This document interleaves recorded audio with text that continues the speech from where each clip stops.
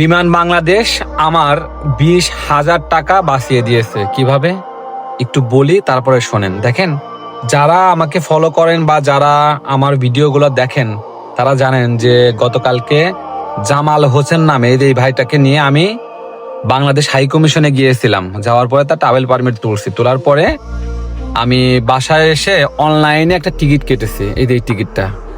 So কাটার পরে আমি তখনও দেখি নাই যে টিকিট ভুল করে আমি 31শে আগস্ট দিয়ে ফেলছি। আমার দেওয়ার কথা ছিল 31শে জুলাই, মানে আজকে রাতের টিকিটটা ছিল। এটা পরিবর্তন হয়েছে, এটা আমি বুঝি নাই, হয়তো বা আমার ভুলেই হয়েছে।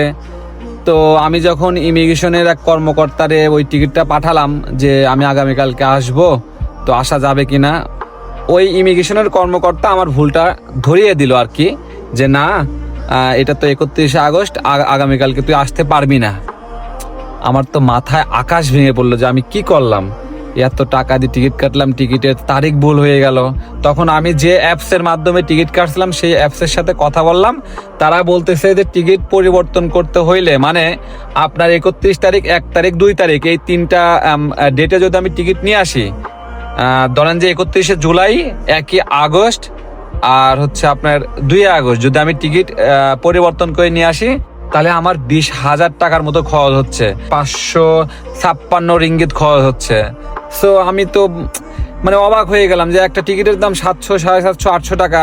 আবার আমার যদি তারিখ পরিবর্তন করতে হয় তার জন্য আবার দিতে হবে 600 রিঙ্গিতের মতন। তাহলে কেমনে কি হয়?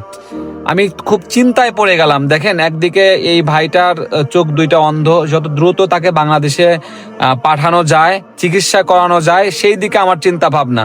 সো যখন আমি টিকিটটা বুকিং দেই তখন হয়তো বা আমার ভুলে টিকিটের তারিখটা আপনার পরিবর্তন হয়ে 31শে আগস্ট গেছিল। এখন কথা হচ্ছে যে তারপরে আমি তো ওই অনলাইনের সাথে কথা বললাম, ওদের কাস্টম কেয়ারে, ওরা তো কোনোভাবে টিকিটের দাম কমাবে না বা পরিবর্তন করার জন্য ওরা কোনো কিছু ডিসকাউন্ট দেবে না। তারপরে ওইখান থেকে আমাকে ইমেলে বললো যে তুই সরাসরি বিমান বাংলাদেশ এয়ারলাইন্সের কর্তৃপক্ষের সাথে কথা বল। গতকালকে আমি বিমান বাংলাদেশ এয়ারলাইন্সের কর্তৃপক্ষদের আমি ডাইরেক্ট ফোন দিই। ফোন দেওয়ার পরে তাদের আন্তরিকতা আসলে এতটা ভালো ছিল, কারণ যখন ফোন দেওয়ার পরে আমি বলছিলাম যে মালয়েশিয়াতে থাকা একজন প্রবাসী ভাই, তিনি খুবই অসুস্থ, তার চোখ দুইটা অন্ধ হয়ে গেছে, দালালরা তাকে মারধর করে নির্যাতন করে চোখ দুটা অন্ধ করে ফেলছে। তারপরে তাদের মানবিকতা দেখে আমি আসলেই মুগ্ধ।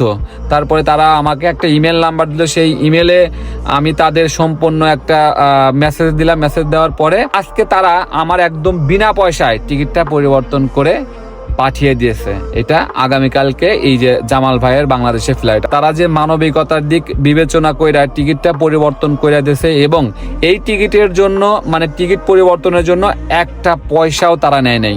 আমার কাছে বিষয়টা খুবই ভালো লাগছে। আপনাদের ভিতরে এখনো মানবিকতা আছে, আপনারা অসহায় মানুষের পাশে দাঁড়ান, আপনাদের একটা জিনিস বোঝালে বোঝেন। এর জন্য আমি আন্তরিকভাবে ধন্যবাদ জানাই বিমান বাংলাদেশ কর্তৃপক্ষ সহ যারা আমার এই টিকিটটা পরিবর্তন করে দিয়েছেন, একটা টাকাও নেন নাই। আপনারা আমাকে চেনেন না, জানেন না আমি কোথায় থেকে কি করতেছি, কি ভালো কি মন্দ, তার পরিবর্তে আপনারা টিকিটটা পরিবর্তন করে দিয়েছেন, একজন প্রবাসীর পাশে এসে দাঁড়িয়েছেন। এর জন্য আমি আন্তরিক ধন্যবাদ জানাই বিমান বাংলাদেশ কর্তৃপক্ষ, যারা কিনা বিমান বাংলাদেশ কর্তৃপক্ষে কাজ করে, যারা আমার টিকিটটা পরিবর্তন করে দিয়েছেন। আপনারা চিন্তা করছেন যে না, মানবিক দিক বিবেচনা করছেন যে একজন প্রবাসীর অতি জরুরি টিকিটটা পরিবর্তন করা দরকার। আপনারা বুঝতে পারছেন বিষয়টা, যে টিকিটটা পরিবর্তন না হলে সে অতি দ্রুত বাংলাদেশে আসতে পারবে না, তার চিকিৎসা হবে না। যাই হোক, ভালো থাকবেন, সুস্থ থাকবেন। বিষয়টা আপনাদের জানিয়ে রাখলাম, কারণ এই যে উপরে যে ভাইটার ছবি দেওয়া আছে, ওনার নাম কিন্তু জামাল হোসেন। যারা আমার ভিডিও দেখেন তারা কিন্তু জানেন তাকে বাংলাদেশে পাঠানোর ব্যবস্থা করা হচ্ছে, প্রসেসিং করা হচ্ছে। এর মাঝখানে টিকিট কাটতে গিয়ে গতকালকে ভুল হয়ে গেছে আর কি। এখন টিকিটটা পরিবর্তন করতে হলে তো একটা অ্যামাউন্ট দিতে হয়। এই অ্যামাউন্টটা আমার কাছ থেকে বিমান বাংলাদেশ কর্তৃপক্ষ নেয় নাই। সেই অ্যামাউন্টের পরিমাণ হচ্ছে বাংলাদেশি টাকায় 20,000 টাকা।